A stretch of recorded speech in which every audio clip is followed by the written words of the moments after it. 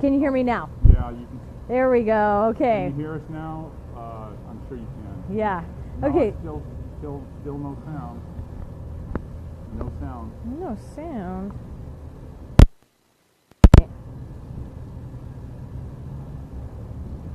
Anybody, can you hear me? Nobody said yet. Still no sound. Can you hear me now? No sound. No sound. That's interesting because we're Okay, eliminate one cord. Yeah, one.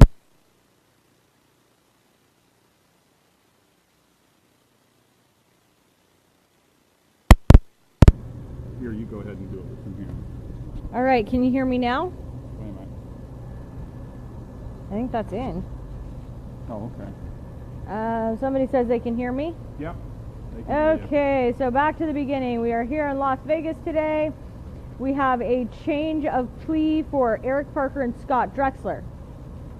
The judge calls it criminal information instead of a charge, the obstruction of a court order. She does at one point say aiding and abetting in there. She only says it once. The way I hear it, it's part of the obstruction of a court order, the written terms of that or something.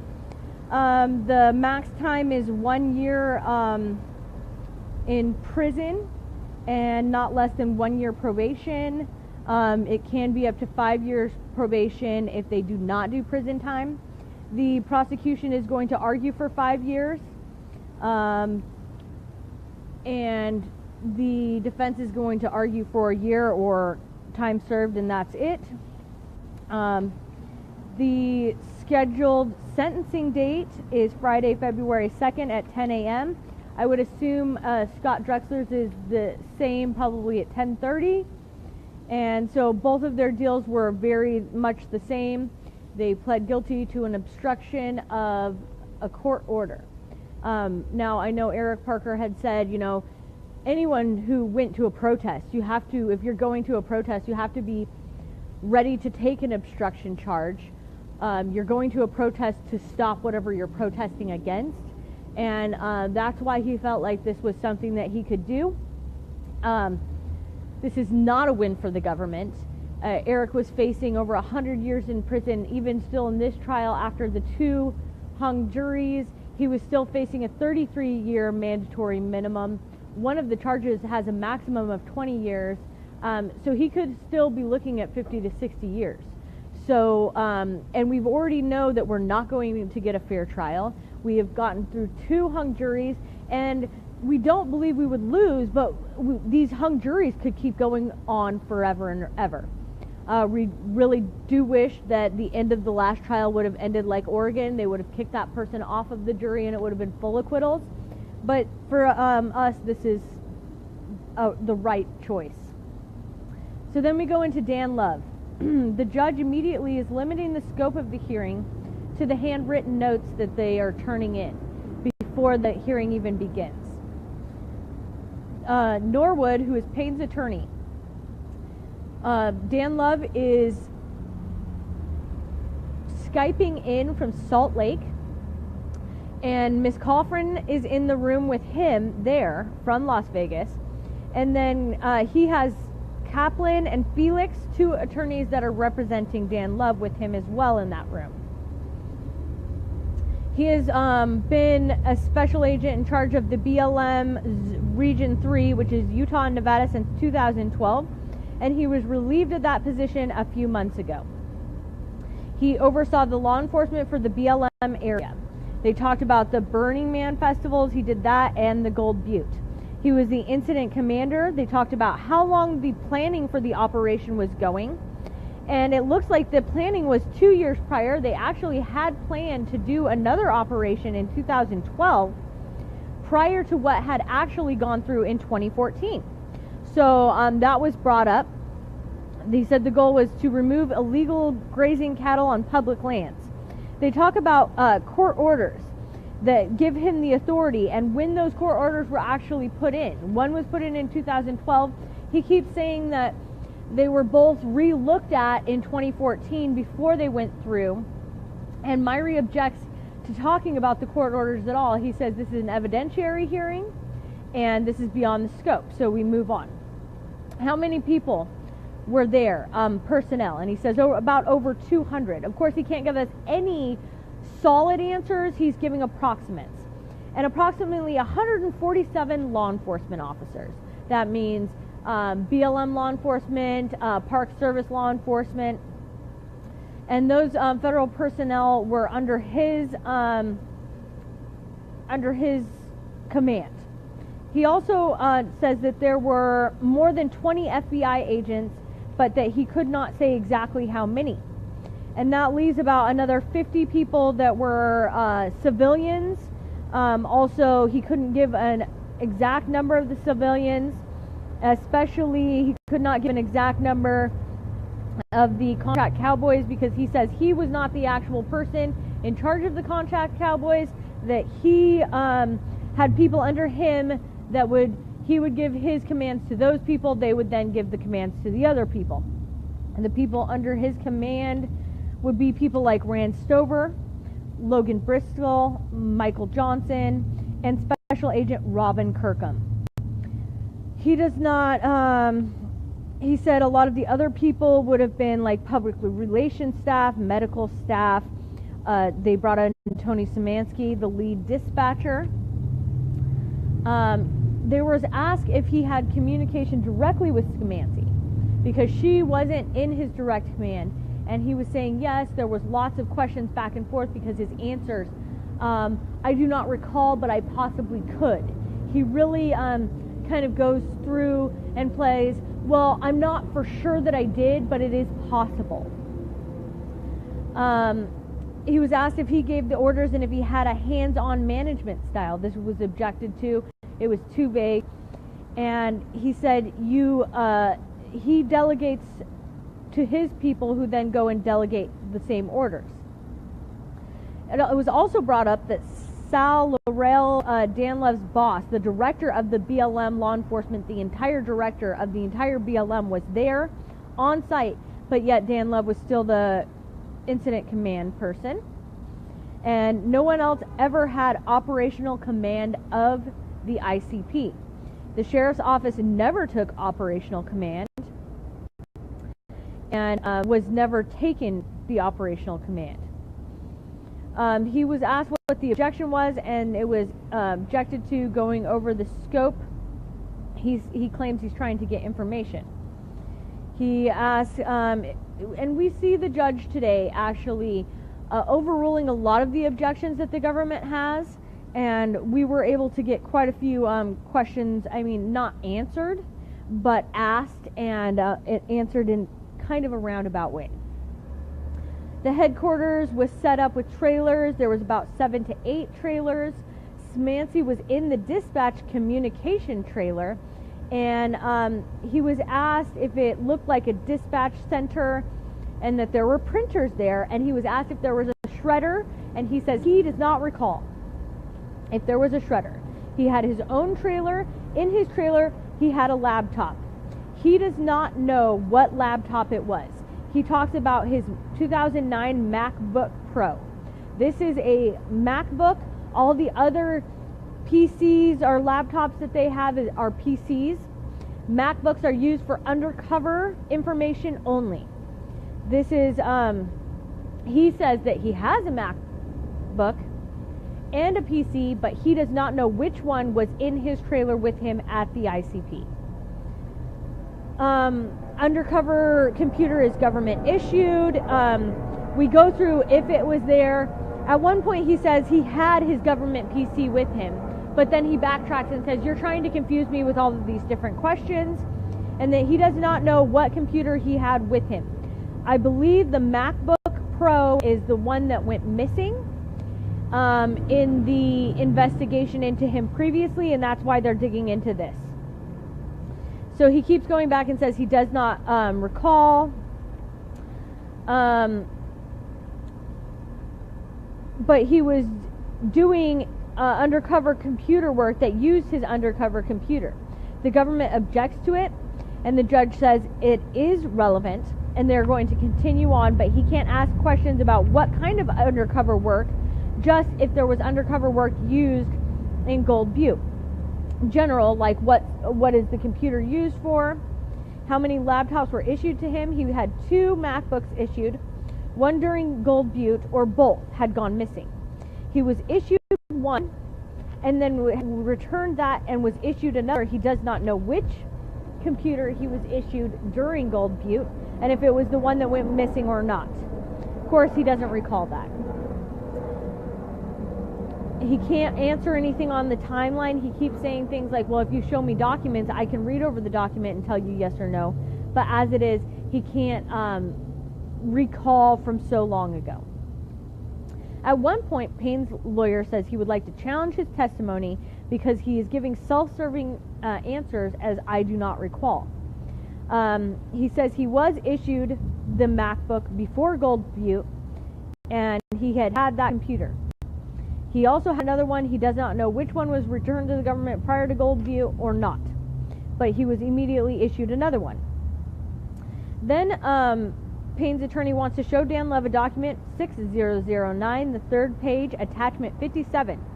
This page is subject to a protective order and the seal of this protective hearing. So what is going on is we are all asked to then get up and leave the courtroom for the first time while they discuss what's in this attachment.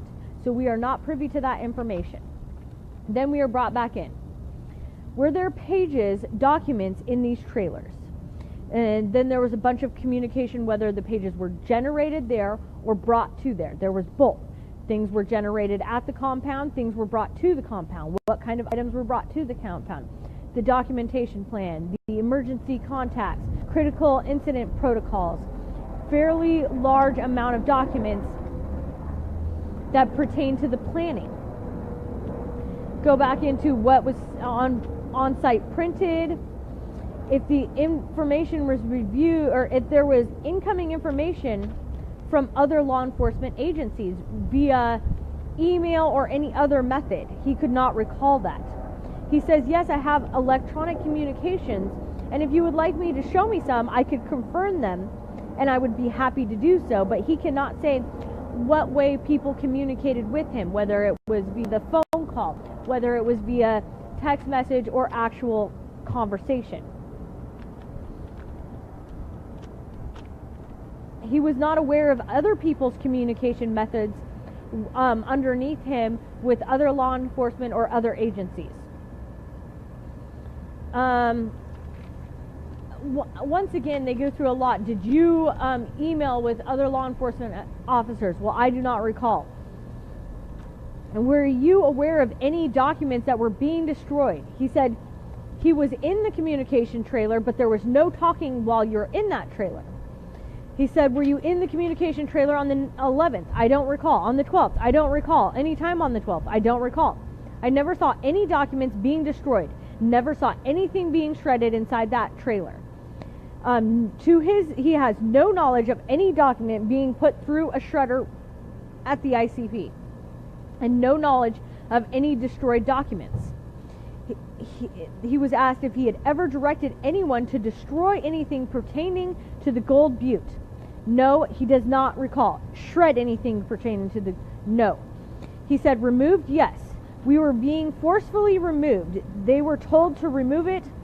Anything that was not nailed down, take away anything that was pertinent to what time frame on the 12th that he asked that. He said after he spoke with Ammon, that is when he gave his officers the command to gather everything that was not nailed down and remove it from the ICP. Sometime after that decision was made, when it was, he couldn't say for sure, but it was after he spoke with Ammon. He says, sweep the trailers. He said, I do not recall what language I used. He's trying to say, well, I didn't know if I recall saying damage it all, shred it all, but he's saying he didn't say damage or shred it. He said take it, but he doesn't know exactly what language he meant. He's thinking he said sweep the trailers. He is not referring to that on the 11th and making sure that it's on the 12th after the decision made that they were surrendering. And the solution was to take the documents with you. Yes, remove the documents so hostile armed groups that were taking over would not get specific information on these officers, things that they could use to then hurt these officers. it was really hard. This is the one point where he really tries to make it like this armed hostile takeover is coming in and they have to get their stuff out. There was no specific order to damage anything, and he does not recall that. And he does not have any direct recollection of doing that. Along those lines, he mentioned also the notebook that he... Yeah, okay, we're getting there. Oh. So there was PII information that they needed to get out of there so that they wouldn't fall into the hands of the hostile takeover. So then they asked him, was there ever anything that you personally saw that disappeared? And he's like, well, I don't recall. And then he takes that back and he says, well, I can tell you that I never saw my notebook again. So then we go into this notebook. Well, what are you talking about this notebook? And he says, I gave the orders to sweep. I went back into my trailer, and in his trailer he said the maps were taken down, binders were missing, and also his notebook. He doesn't know if the notebook was destroyed. He's just saying that he never saw it again. In his notebook was communications with folks from D.C. What kind of communications? Decisions that they were making that I was not. Pretty much through the direction of people in D.C. making decisions that he disagreed with. So he was writing that all down in his notebook. They were making decisions that I was not. He was documenting what decisions were being made that he was not making, that he was being forced to delegate to his people underneath of him. He says he doesn't know if the notebook is available or not, that just he has never seen it again. Then we go into like what type of situation or what type of decisions were being made for you by other people. And he states, well, he was the incident command person. He was supposed to be in charge of making these decisions. People from DC were making these decisions, and he felt that this is actually why the plan failed, is because he wanted other things to happen and they would not let him do that. Specifically, he was told that they were not to respond to media about false reports of the government's role and the scope and what was going on the ground. He had told that to a number of people above them, and he pretty much said he was yelling and screaming about the false reports and about snipers, and that they should get with the media and the other people to give them press releases to get ahead of this because bad information was going out. Planning would get involving, and you would put your own factual message out. And that's what he was being told that he could not do in his own operation.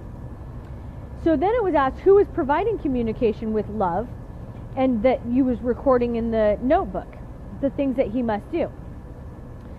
There was objections to this, and we never got names. It was just people from DC. Then it comes out that he actually said that there were people underneath him that were responding to orders from people over him that he did not agree with, or that maybe he was not even being kept in the loop at that point. And he's speaking of the 12th. So basically, he's alluding to if documents were destroyed, it was coming from DC. And this is what basically I'm taking. This is not what was said in court. This is what I'm taking from it. He said that there were people underneath him that were responding to communications with other people that he was unaware of. And that, and I think he's talking about Skamansky and her shredding of the documents, because we know through the last trial that there was shredding of the documents. She said it was done, there was an order to do it on the 11th. That's why he was asked specifically about the 11th and about the 12th. And he's trying to say that those orders were coming from people above him and that he was not involved in that.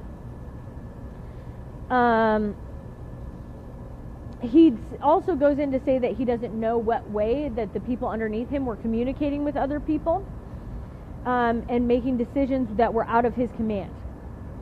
He was told he could not do his job in this respect, and it was a violation of his duty as the incident commander. He can't tell us exactly what is in the notebook. He was asked if he has ever been asked to provide information from his emails. And he keeps saying, well, when people higher than me come to get the information from my emails, They have a server. They can do it without even asking me. And over and over again, Ryan Payne's lawyer, Norwood, asked, but is there someone else that came and asked you specifically for your emails? Someone other than people involved in the Gold Butte investigation team. And he keeps eluding the question. I do not recall a certain request. If you have actual requests, you can show them to me and I will respond to them on a item by item list, but I can't recall exactly what communications, what way people were asking for things from me, and what were people asking. At this time, Norwood brings out another piece of evidence. Once again, this piece of evidence they're about to show Dan Love is under a protective order. So once again, we are asked to get up and leave the courtroom. I believe it was like the third time now, and then they broke for lunch. That's why we had an hour and a half for lunch, so we will go back inside. I believe that, by the way this sounds, it sounds like Norwood is disproving his own testimony with these articles. He gets him to say no, but he's not even saying no. He's saying, I can't recall, it was so long ago, I can't recall. But he is saying dates every once in a while, so the 11th, I think that's going to come into play. And so I'm hoping while the hearing is sealed that they're perjuring him on the stand, and we're going back in for more questions after they reopen this.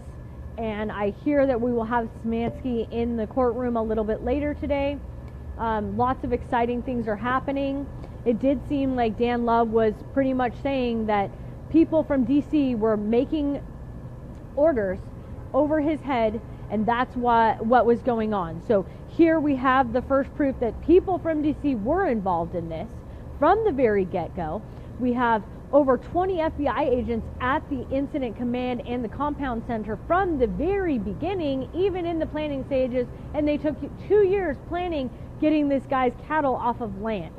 None of this makes sense. I hear that there is a huge motion going in, or that went in, to dismiss this trial, and I hope we will have more information at the end of the day. Okay, that's a wrap. The max time is 1 year in prison and not less than 1 year probation. It can be up to 5 years probation if they do not do prison time. The prosecution is going to argue for 5 years, and the defense is going to argue for a year or time served, and that's it. The scheduled sentencing date is Friday, February 2nd at 10 a.m. I would assume Scott Drexler's is the same, probably at 10:30. And so both of their deals were very much the same. They pled guilty to an obstruction of a court order. Now I know.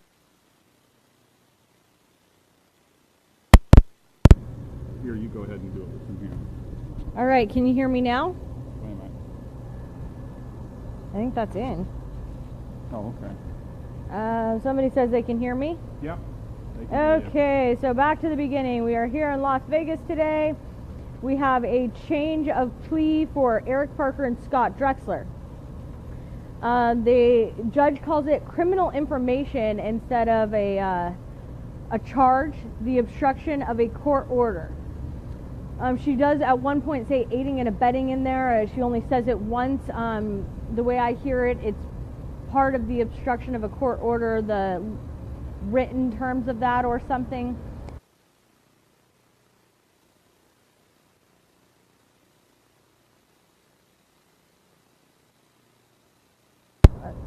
Can you hear me now? Yeah, you can. There we go. Okay. Can you hear us now? I'm sure you can. Yeah. No, Okay. it's still no sound. No sound. No sound.